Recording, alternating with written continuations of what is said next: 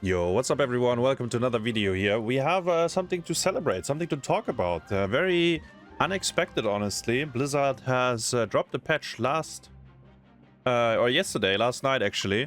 April 16th is when the PTR notes came online. Before that, real quick, let's the last balance patch we got before that was in January this year. We remember the Lily, Medivh, and Nova buffs, like very small to heroes that are not picked that much. I mean, Medivh is strong, but you didn't see him in Storm League that much, and then Nova and Lily have very low pick rates and win rates. So they buffed those. But this time, like back then, maybe you were not too excited, but this time you can actually be excited because no joke, they legit touched some of the heroes that are in the meta. Yeah, I had no idea that this was coming. We have ARAMs, balance updates, heroes updates, and bug fixes. These two segments are, as always with the bug fixes and so on, very long. There's a lot of like inconsistencies and so on that were fixed, and quality of life changes within it.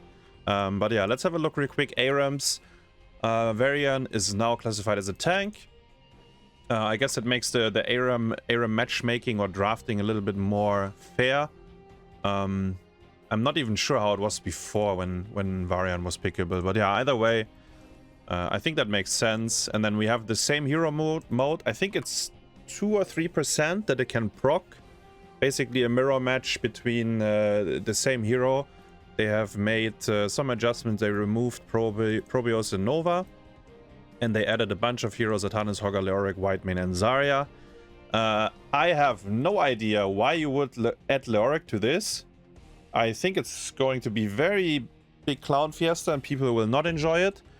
But let's see. And it's mentioned that Leoric is not in the normal ARAM mode, which is good because given that his trait is resurrecting him on the battlefield, that's very cheesy things. Like people will just run into the fort, start auto-attacking, dying over and over again.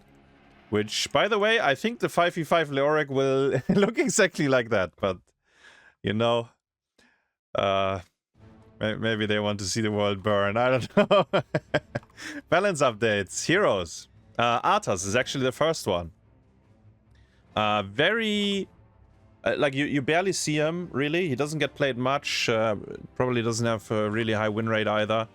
Arthas is in this weird spot. He's not really a main tank. He's not really an off lane. So he's like third melee... range carry. I don't know, like he doesn't really fit into these roles. That's why you don't see him that much. He can be very powerful in niche scenarios, and well, they will buff his HP regen with that, so baseline buff to his tankiness, kinda nice. Death coil, healing increased as well. I think there is quite a bit of Death Coil builds. For example, when Heroes International was going on, we had a few games where Nick played Arthas, and he kind of played like ranged Arthas with like W level 1 and then Q builds in Dragoza. And yeah, that at least for him worked very well. So they buff it a little bit, I guess. Frozen Tempest, that's his E. The mana cost per second gets reduced. That is very nice. Everyone that is crazy enough to play Arthas these days knows how the mana tension is on that hero. It's very rough. Especially compared to like the newer heroes that sometimes don't even have mana anymore. Arthas was struggling a lot. Very old school in that sense. So from 13 to 11, that's kind of nice for him. I think I appreciate that actually. And then his level 13, Biting Cold and Embrace Death on 16. It says it's now additive instead of multiplicative, I guess. Maybe someone in the comments can explain. I assume that it was inconsistent with other abilities, but maybe someone knows a bit more about the details here. I don't think this will be very noticeable, but yeah, let me know if you are an Arthas enjoyer. Hogger! Now we're talking. That's one of the highest meta picks these days. First pick material, first ban material. Every map, every game, basically. There is Hogger involved. So baseline, Rage Decay rate increased from 10 per second to 13. So you lose your rage much faster, which, I mean, that's good. The hero is for sure way too strong. It's overstated overall, I'd say. I like that. I think that's good. It's gonna be harder to keep the rage high, which maybe will separate the good hoggers from, you know, from the rest. Which I think this change alone will probably already lower his win rate a little bit. But there's more. Talents will also get changed a bit. On the Prowl, it's his level 1 talent. Very high pick rate these days. Pretty meta talent. So activating on the Prowl now prevents rage decay instantly. Cooldown increased from 40 to 45. And the healing reduced from 8 to 7. So given that this is a level 1 talent with a very high pick rate, they nerf it a bit. I think that's good. I think the healing will be slightly noticeable. The cooldown, I'm not so sure if that makes a big difference for the Hogger players, but I mean, yeah, probably overall it will accumulate and make it a bit weaker. I think that's good. Brute Force, that's a level 4 Q stacking talent. They nerfed the damage from 8 to 6 per stack or per hit. I don't think the talent was super common for people to pick, but yeah, maybe it did overperform to their own metrics. I'm not sure. Dust Devil, level 13 talent. So basically, Hogger level 13s, he has 3 choices, but honestly, he only has 1 talent, which is Pummel. So Dust Devil, underpicked and probably way too weak, so they buff it actually. The duration from 3 to 4, and then the armor from 20 to 25. And now we're talking about the big dog here, Pummel. That's the talent that basically makes you super strong in teamfights once you reach it.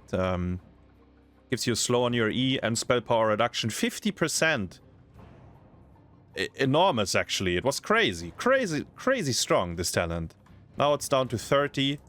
Quite significant. I think it will still be the pick, probably. I think it's still very good. But yeah, weaker than before. So Hogger overall definitely a nerf. And I guess that's good. Junkrat gets a nerf as well. E cooldown from 12 to 15. Extra wound timers from 120% to 100%. That's the final grenade, the big one. When you are about to empty your frag launcher, the last one deals extra damage. They lower it. I believe they buffed it up to 120 at some point, and now it's back to 100. This might shake up level 1 talents for Junkrat, now that the meta talent is nerfed. I actually think the other 2 talents have their spot as well, so maybe we will see a shift on level 1. Dirty Trickster gets nerfed quite significantly, actually. 12-second cooldown to 20. I'm personally not a very big fan of the talent, but I can see that maybe it was too low cooldown. So you would permanently proc... I mean, every 12 seconds you would be able to proc your trait. I don't know. Maybe it would line up with some abilities of tanks, and it made it very annoying to play. I don't know. But yeah. We will see. I think I'm not too worried about Junkrat yet. Rhaegar, next in line. Also, very high pick rate. Basically, one of the top supports. Very, very strong at the moment. They reduce the basic attack damage and the wolf. Like when you're in wolf form, the damage as well. So overall, less capability of like dueling people, or yeah, just damage in general, right? Like when you hit stuff. Lightning Shield, mana restored, reduced from 2 to 1. Stormcaller, that's the level 1 W talent. Maximum stacks reduced from 300 to 200. So this will be overall a weaker choice, I guess, because before that you were able to stack it to 300 stacks, now only to 200. There's some people that go W build. I think it has probably pretty high win rate as well. So Blizzard nerfing it, maybe justified. Level 7 talents. Blood and Thunder, that's the Wolf talent, I believe. Mana restoration from 5 to 4%. So the second mana nerf, if you opt to go this level 7 talent. Grounded Totem, that's his E on level 7. Attack speed slow from 25 to 15%. That's quite noticeable. It's also a pretty big nerf. If you go E-build, that is. And I'd say E-build is, I mean, in competitive, usually what people go, but in Storm League, you see a lot of W build. They're kind of nerfing both a bit. And then 16E, the damage gets reduced as well. It's still super high utility, the way it roots people, basically, right? Or the slow is almost a root at this point. So yeah, they nerfed the damage a bit, so his scaling is a bit worse because of this, and he scales a bit worse into late game. I guess, yeah, all these nerfs, you know, they are small, but they will be noticeable over the course of a game for sure. So sad day for the Rhaegar enjoyers. Irel enjoyers, though, they can celebrate. We have some Irel buffs. I think Irel is one of the heroes that has very low pick rate and kind of low win rate, even though she can be really good, but she's quite difficult to play. Mara's Insight, that's the auto attack heal on level 1. They buff it. I think it's a very niche talent. Was almost never picked. Now it's a bit better. I think it's still very niche. Level 4, Aegis of the Light.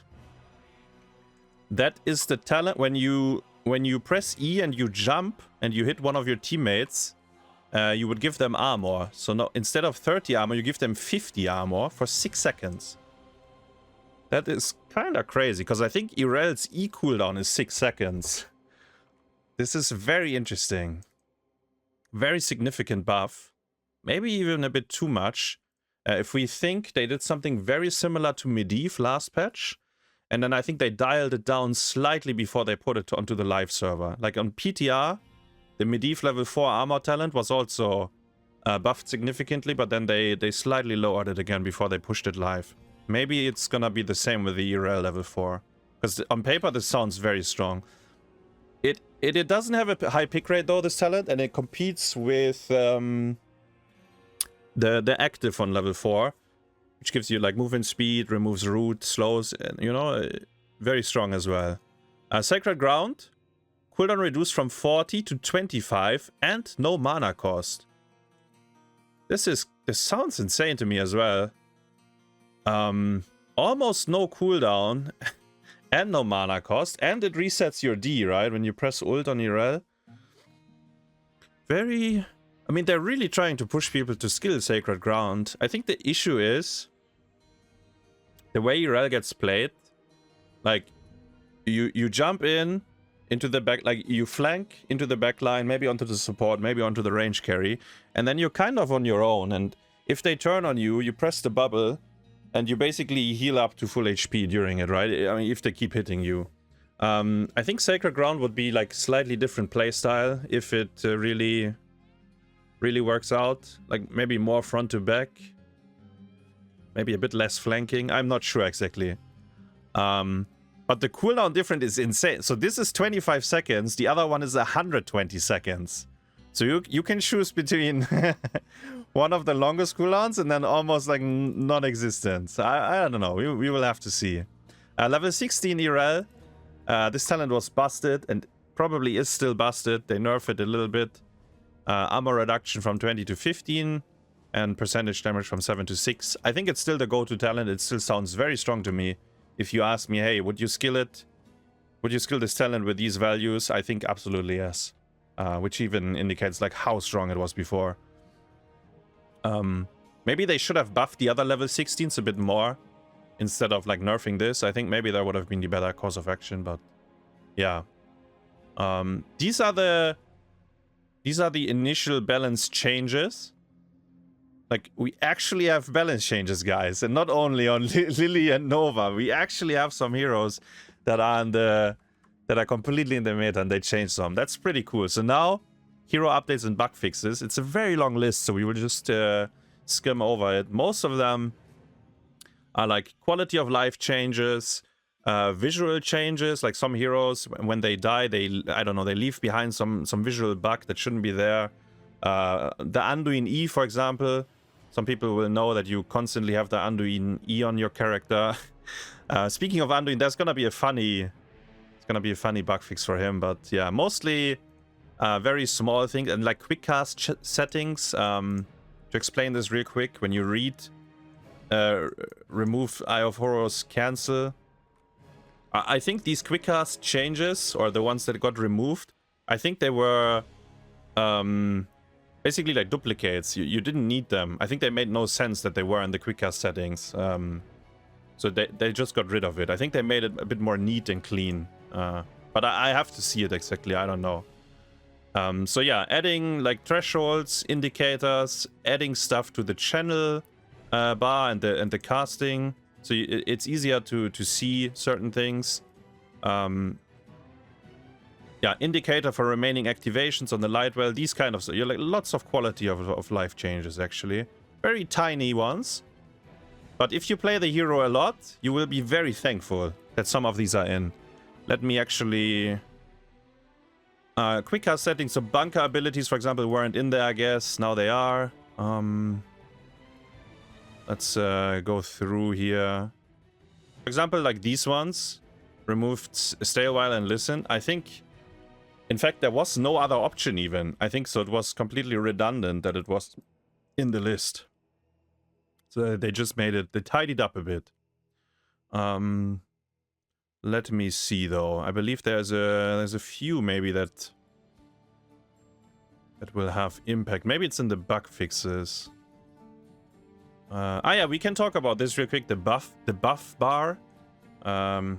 Maybe that's not the place we will have a beer together, but I think the buff bar is on the bottom left of your screen, where the HP and the mana is.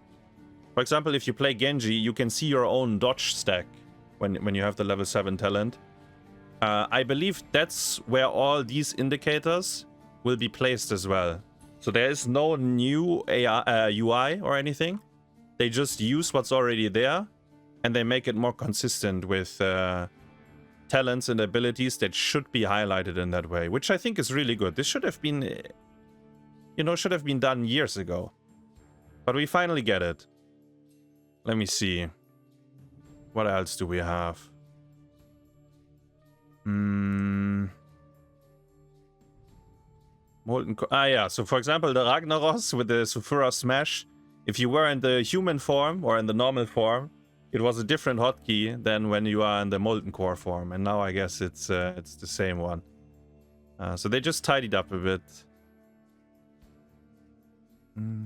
I think on the... Let's go to the... It's a very long list. Let me scroll down and find the bug fixes, because I think the bug fixes will have a few things that actually impact the meta as well. Real quick, updated home screen and startup music. We had this a few times already. I like it. There's a little bit of change every time they do it. It's really nice. I appreciate the effort for that. Wire junks and sewers are now clickable while they are in the fog of war. That's good. I think before that you always had to walk into range, so they were visible before you were able to click on them. Now you can click in the fog, which is good. Yeah, I don't think these changes do anything.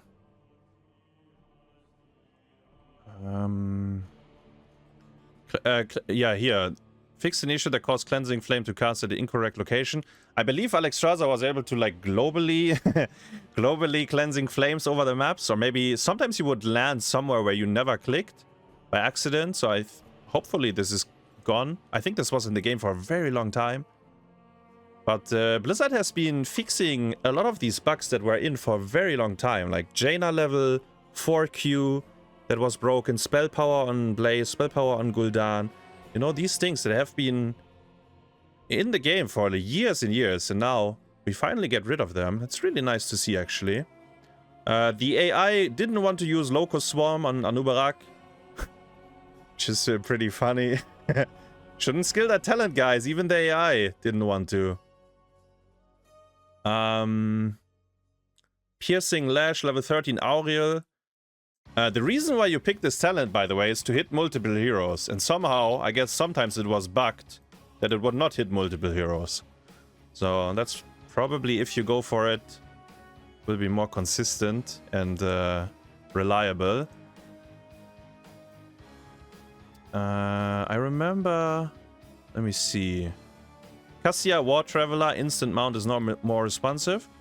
For people that play a lot of Cassia, at least I sometimes felt that it was not fully responsive. I felt like the Irel one always felt a bit better. I don't know why exactly. I think it's maybe because of the way the armor was charging up. Either way, maybe it will feel a bit better. We will see.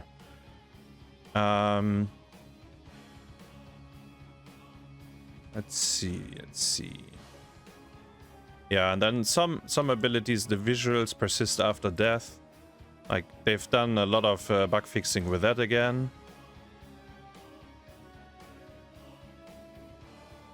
Diablo, yeah. Certain abilities will now always display as a crit. There's a lot of changes like that. I mean, it's just like visual, giving you a good feeling.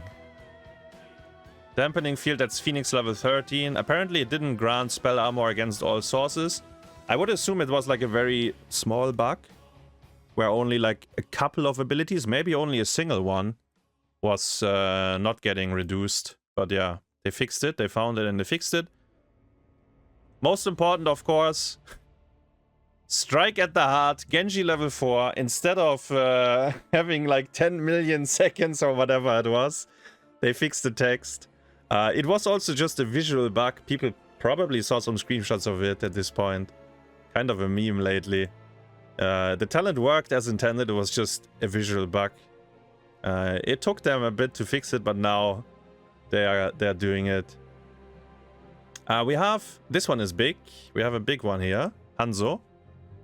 So, fixed an issue that caused weapons to fire multiple times when used in conjunction with select abilities. So, there was this weird interaction that Hanzo could fire like 2 auto attacks in some scenarios. And some Hanzo players were very good at bug abusing it. Others would probably do it by accident a few times. But it's definitely something that was in the game for a long time. And it was definitely not intended. It was just straight up a bug. And I believe that's fixed now. But we will have to see. Combines the damage text. I mean, yeah, these are like quality of life improvements. Stuff displaying as a crit. Rip tire starts decaying damage after 1.5 range. I don't know 100% what it means. Maybe the melee rip tire will deal more damage? Or, I mean, maybe it was bugged before because it's under bug fixes and it dealt a bit less damage than it should? I don't know exactly. We have... There's a few more, I think. Like, I mean, there's so many changes. There's so many, like, small changes. Nazeebo zombie wall. Update the zombies to face inside the zombie wall when created. Okay, very important, very important. Gotta look the right way. Orphea. Fixed an issue that caused weapons to fire multiple times. The same treatment as Hanzo. So apparently Orphea had a similar issue. I was not aware of it. I guess I didn't know because Orphea gets picked 1 in 100 games, while Hanzo gets picked 80 times out of 100 games. But yeah, they seem to have the same issue. Rexa. I remember this one. This is actually something that I noticed as well. There seemed to be a bug where Rexa and Misha do not share the healing of the fountain when you click it. So that seems to be fixed now. Maybe that even broke during last patch, because I didn't remember that was always the case. But it definitely snuck in, and I recently noticed it. Is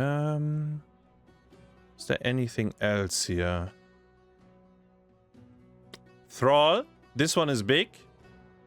No longer dismounts Thrall when you press your D. So when you are level 13, you can choose the Frostwolf's Grace, which lets you use your D actively, right? You can press the button. You always got dismounted, which was pretty annoying. So this is a very nice quality of life change. Thank you. I think there's a couple more. I believe Gul'dan's Healthstone, I probably skipped over it. I think Gul'dan's Healthstone has a similar treatment, if I'm not mistaken. Yeah. the most important one, we will look for it. Where is it? Anduin. There we go. This one. Ah, it was right under, right with the Anubarak one. Anduin can hold his sword high and proud again. Look at that. For the people that have no idea why this is in here, well, Blizzard is memeing a bit.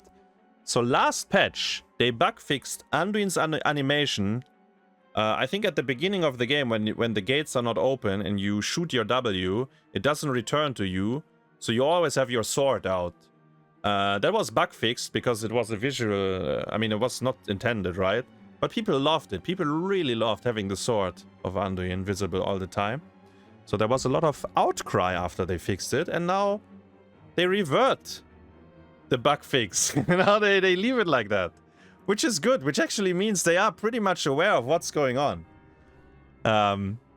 Very cute change.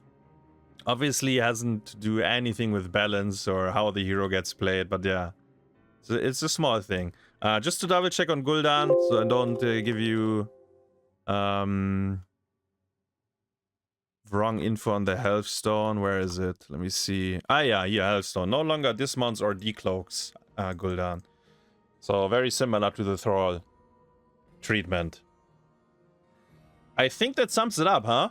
Like, if you can go through this list, as I said, like most of them are very small, tiny, either visual or quality of life changes, but up here, the balance changes, they are real. 2024, we have real balance changes to heroes that actually see play. Hogger, Junkrat, Rhaegar. These three get nerfs. Obviously, you might ask yourself, where's Blaze? Where's Genji? Where's Hanzo? Where's Brightwing? Where's Lucio? I mean, there might be some others in the mix. Where's Sylvanas? But they are working on it. They're starting, right? Let them cook a bit. And they actually buff Rel and Arthas. Thumbs up from me. I'm happy to see that. Yeah, there is no word about any matchmaking changes. Recently, some of you might have seen that the Stormly queue gets blocked infinitely. Like, the matchmaking is bugged and fails to give anyone above Diamond 1 playable games, so you're like stuck in queue for hours. There's no words about it in these notes. The thing is, it's for the PTR. There is really no matchmaking on the PTR. There's very few people that even have the client installed. I'm pretty sure Blizzard is aware of the issue. I don't know if they are working on a fix. Maybe they do. Maybe when they push the patch live, maybe they have something in store for us. Maybe it takes them longer. Maybe they can't fix it. I don't know. But there was no word about it in this one. But yeah, I'm super happy that we actually get a patch. Just to give you, like, it takes roundabout 2 weeks usually between the PTR and the live server before they push it live. In the end, it's like Blizzard can be flexible, right? Might be a bit longer or shorter, but I think usually in the history, like in the past, it was around 2 weeks before they pushed it live. So yeah, that concludes, I think, the patch review here. Lots and lots of changes. Not only bug fixes, like, you know, we had these 2 patch notes with like infinite lines of bug fixes. We actually got some balanced stuff. Some maps were like, you know, some quality of life changes on the maps. Lots of hero changes with like indicators, visual clarity on some talents and so on. I really like that. I think there's actually someone that put a lot of thought into it and a lot of work. So big thumbs up.